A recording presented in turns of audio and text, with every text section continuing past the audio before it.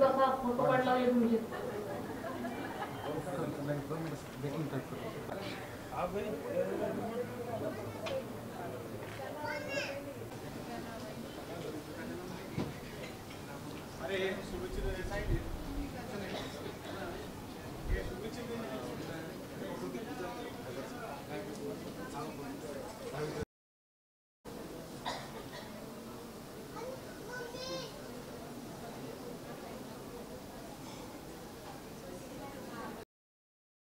AC बंद करा.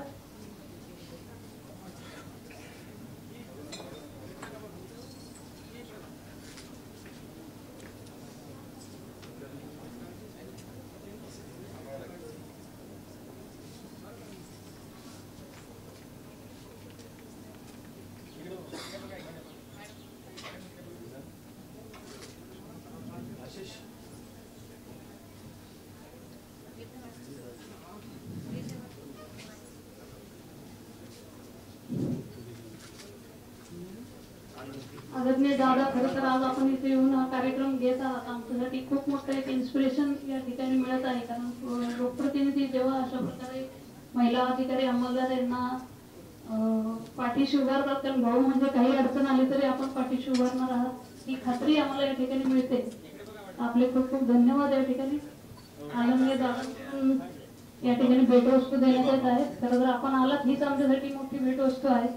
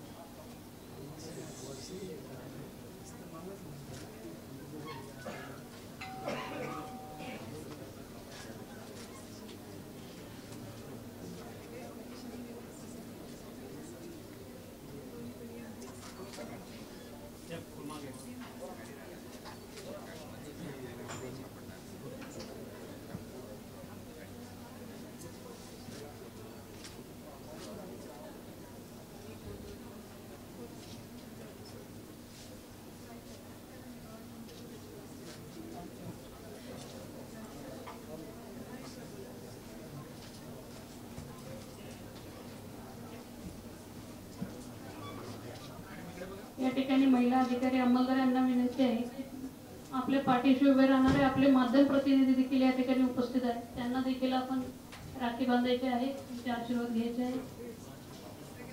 प्रातिनिधिक स्वरूपात डॉक्टर कृष्णा केंद्रे साहेब, डॉक्टर माधव सावरगावे साहेब, श्री दत्ता कनवटे साहेब यांना आपण या ठिकाणी रक्षाबंधन कार्यक्रम करावा.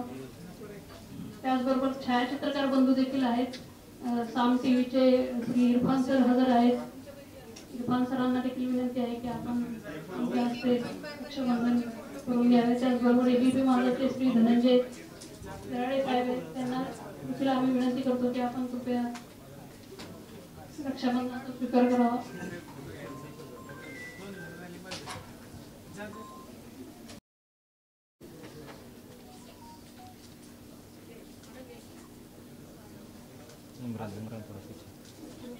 धनु कुठे धनु पाठव ना. नाही रे, मला नाही सुद्धा की मला. अरे सॉरी नाही नाही सुद्धा की अरे सुरुवात करेन.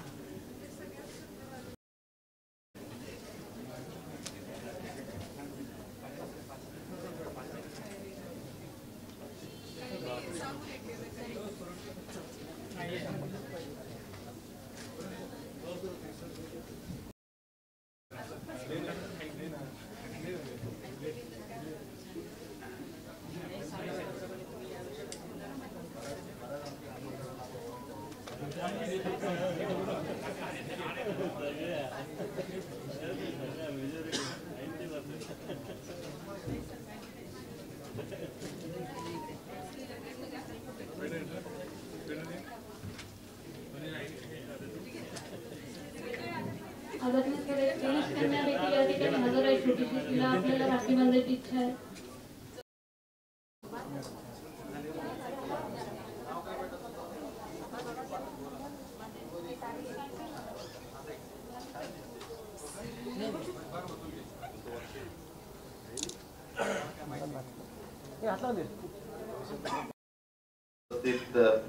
आदरणीय दानवे साहेब, माझे सहकारी अधिकारी DCP HQ, DCP क्राईम या ठिकाणी उपस्थित, इतर सर्व ब्रांचचे आमचे PI क्राईम, PI SP, त्याचबरोबर या ठिकाणी उपस्थित सर्व पत्रकार बंधू, मागच्या काही वर्षापासून हा कार्यक्रम आपल्या इकडे रक्षाबंधनात आयुक्तालयामध्ये होत असतो.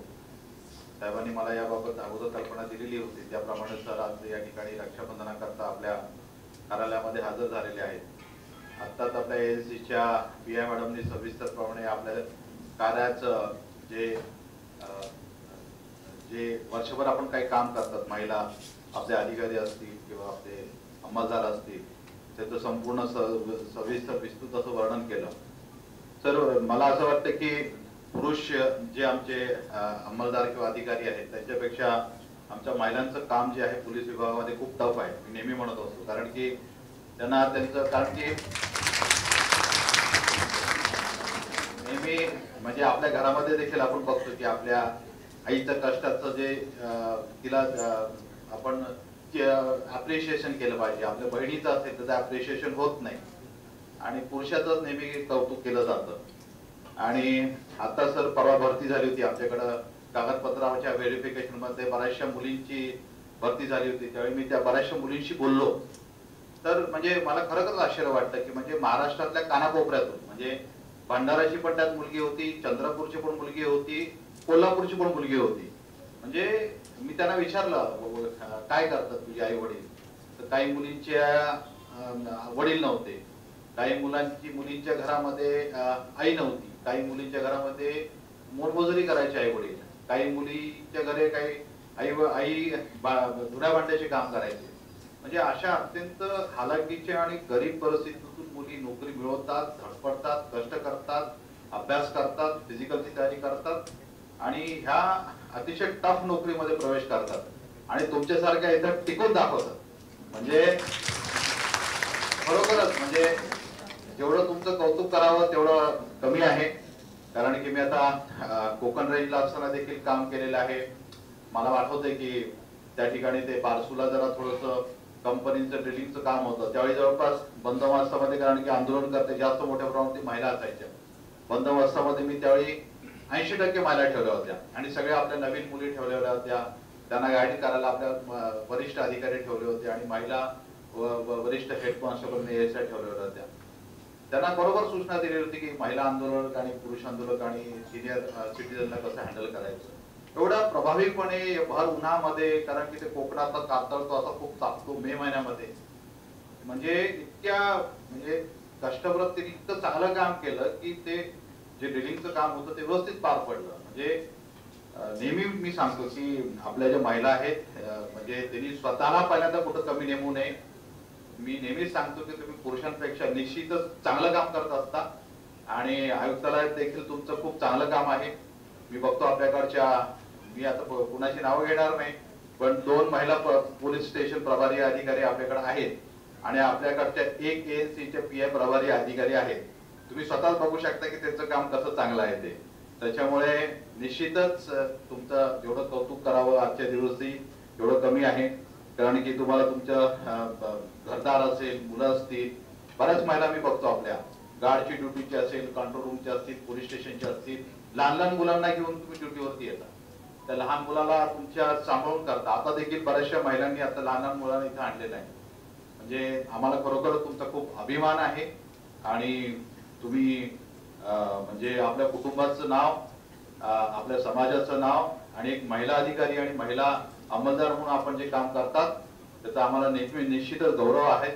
आणि आदरणीय सर आपल्या या कौतुक सोहळ्यामध्ये सहभागी झालेले आहेत. आणि आता मी बघितलं सर तर सगळ्यांना बऱ्याचशा आपल्या महिला अधिकारी आणि अंमलदारांना बाय नेम ओळखतात. मला ते सांगत होते, मी जवळपास आयुक्तालयातील बऱ्यापैकी आणि 100% सगळ्यांना ओळखतो. म्हणजे म्हणजे आपल्या सगळ्या अधिकाऱ्यांचा आणि कर्मचाऱ्यांचा सरांचा जो जिव्हाळकी आहे आणि आपुलकी आणि प्रेम आहे ते निश्चितच भविष्यात देखील असं चालू राहील. आता फक्त हा कार्यक्रम आपला म्हणजे काय म्हणतात रक्षाबंधनचा झाला, परंतु मला असं वाटतं की दिवाळीला आपल्याकडे भाऊबीज पण येते. कारण की मग 30% आपल्याकडे महिला आहेत. मला कधी कधी असं वाटतं कधी की 50% जरी झालं तर आपण चांगल्या प्रकारे आपण पोलिसिंगचं काम चांगल्या प्रकारे करू शकतो.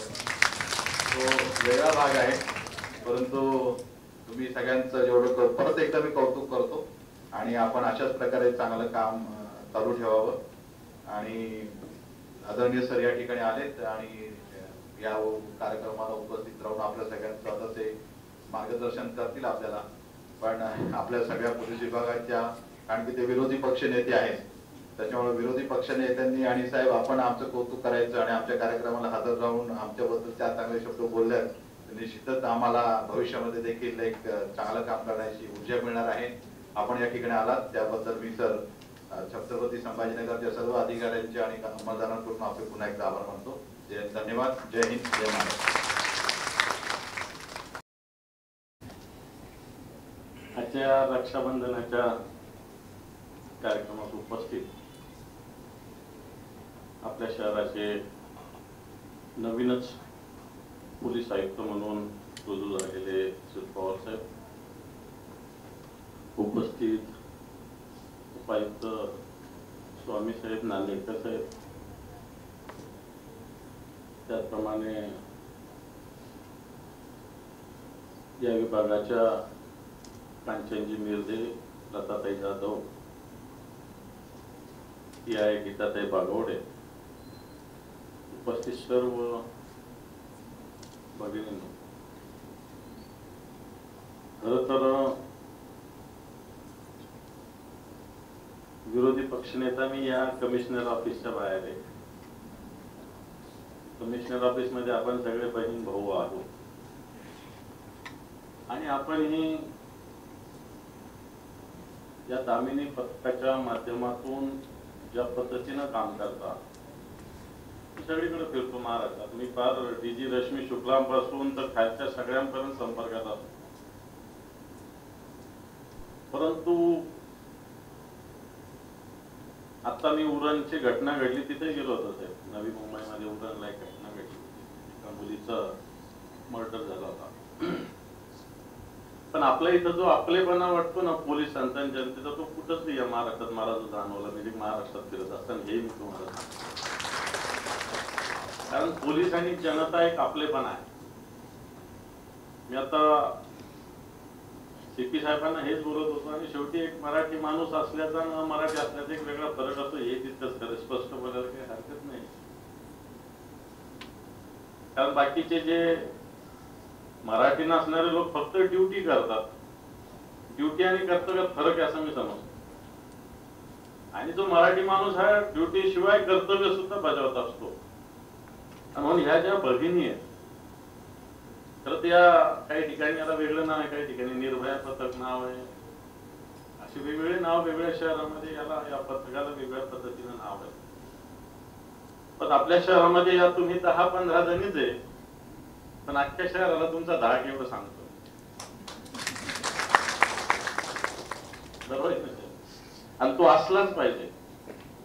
मी आता सीपी साहेबांना सांगत होतो, मागच्या वर्षी दंगल झाली होती आपल्याकडे 1.5 वर्षापूर्वी, तर पहिली रिव्हॉल्वर चालवणारी आपली भगिनीच होती, गीताना आपली बागावडे. बाकी मत म्हणणारे तर बसले होते दूर लांब 100-200 फुटावर जाऊन. बरोबर काय? आणि म्हणून ही ताकद तुमच्या मनगटातच आहे, लक्षात ठेवा. फक्त ही ताकद आपण आपल्याला संधी ज्यावेळेस मिळते त्याच वेळेस दाखवत असतात. आणि म्हणून आता तो काळ गेला की बहिणीने भावाचं रक्षण केलं. आता काळ असायला भावाने सुद्धा बहिणीनं सुद्धा भावाचं रक्षण केलं पाहिजे. हा काळ दामिनी पथकाकडे बघितल्यावर आलेला आहे असं लक्षात येतं. आणि मात्र तो काळ आला पाहिजे. कारण भावानीच बहिणीचं रक्षण, भावानीच बहिणीचं रक्षण असं कोणी सांगितलं? बहिणी सुद्धा भावाचं रक्षण करू शकतात. ही शक्ती वाटतं तुम्ही कमावलेली असं मला वाटतं. आणि म्हणून आज या महाराष्ट्राचं पोलीस दलाचं नेतृत्व सुद्धा एक भगिनी करते. अनेक महिला अधिकारी ठिकठिकाणी काम करत असताना आपण बघत असतो की ज्या ताकदीनं काम करतात. वाटतं असं साहेब कुठं समजण्याची मुळीच गरज नाही की महिला 50% काय एखाद्या 60%, 70% सुद्धा होऊ शकतात महिला. आमच्या एक महिला आघाडीचं काम करणारा सिनियर लीडर अन्नदाते ताई नावाच्या महिला वैजापूरच्या, त्यांनी मी पुरुष आणि महिलांमध्ये फरक करत असताना महिला का चांगलं काम करू शकतात? कारण त्या खात पण नाही म्हणे आणि पित पण नाही म्हणून महिला चांगलं काम करू शकतात. पुरुषांना खायलाही लागतं आणि प्यायलाही लागतं. मग राजकारणात असेल नाही तर पोलीस दलात येतात. मी सगळ्यांना नाही बोलत आहे. आणि म्हणून महिला जास्त चांगलं काम करू शकतात. निश्चित मग आपलं बहीण भावाचं नातं आहे. विरोधी पक्ष नेता राजकीय पद येत असतात, जात असतात. आज असतील पद नसतात, उद्या असंही होत असतं. परंतु मला असं वाटतं तुमचं या शहरासाठी एक कॉन्ट्रीब्युशन आहे. एक या शहरामध्ये महाविद्यालय असेल, वेगवेगळ्या सार्वजनिक ठिकाणी असेल, तुम्ही ज्या पद्धतीने सेवा करता, मी तर म्हणेल बरेच जण ड्युटीच्या पेक्षा एक सेवा सुद्धा करत असतात. मी आता साहेबांना सांगितलं की आपले जात होतं गेला जात कोणतं कार्यक्षेत्र असं नाही तर तिथे पोहोचतात, नसलं तरी पोहोचतात, बोलवलं तरी पोहोचतात आणि न बोलवलं तरी पोहोचतात. अशा अनेक जणी त्यांच्या 2-4 सहकारी ह्या जुन्या 2-4 जणी कुठे पोहोचतात. आणि पोहोचल्यावर असं काही नाही की एक काय होता त्या कानाखाली द्यायचं, पण आता बऱ्याच प्रेमाने काम करतायत. आता बऱ्याच प्रेमाने काम करतायत. मग त्या सगळेच धाक महिलांचे सुद्धा गुन्हेगारांना असले पाहिजे. शेवटी पोलीस कशासाठी असतात? पोलिसांचा आता मी सीपी साहेबांना तेच बोलतो. सीपी साहेब म्हणे बाबा आपल्याला सगळ्यांना म्हणलंय पा जे योग्य मग आमचा का माणूस असत नाही, जर चुकला तर त्याला ठोकलाच पाहिजे, पण न चुकलेल्याला बिलकुल आपण वाकड्या नजर नाही केली पाहिजे. मात्र हे धोरण पोलिसांचं असलंच पाहिजे. आणि वाटतं त्याच धोरणाने आपण काम करता. लाडकी बहीण बाहेर चालू आहे बरं का. बाहेरची लाडकी बहीण वेगळी ना आपलं लाडकी बहीण भाऊ वेगळं नातं आहे. मला असं वाटतं निश्चित तुमच्या मागे खंबीरपणे, कारण राजकीय बाहेर बोलावं लागत असतं, परंतु असं काही नसतं. सगळं शेवटी आपण एका या मातीतले, या शहरातले, या जिल्ह्यातले, बऱ्याच जण इथल्याच आहे. कोणी नात्या गोत्यात येतं, कोणी मित्र परिवारात येतं. सगळं काही ना काही आपलं सगळ्यांचं एक नातं आहे. आणि मला वाटतं हे नातं जपण्याची एक पद्धती, एक परंपरा आपण सातत्यानं ठेवली पाहिजे. अनेक महिला इथून बदली करून गेल्यापासून मी त्यांच्याशी संपर्कात राहत असतो. कारण मला असं वाटतं इथं एक नातं निर्माण होतं, ते टिकवण्यासाठी निर्माण होत असतं. म्हणून आपण वरती आपण घातली म्हणून काय आपण काही माणूस नाही अशातला काही भाग नाही. आता समजा आता साहेबांनी सांगितलं की काही जण मुलं बाळ प्रत्येकाला घर आहे, दार आहे, भावना आहे. म्हणून ही वर्दी जरी असली तरी आपण सगळ्यात महत्वाचा माणूस आहे. आणि हे माणूस बनून आपण पोलिसांची ड्युटी करत असतो असं मला वाटतं. आणि म्हणून सातत्यानं तुमच्याशी नातं ठेवण्याचा मी प्रयत्न करत असतो. आपल्याला या रक्षाबंधनाच्या निमित्तानं मनपूर्वक शुभेच्छा देतो आणि थांबतो. धन्यवाद. जय हिंद, जय महाराष्ट्र.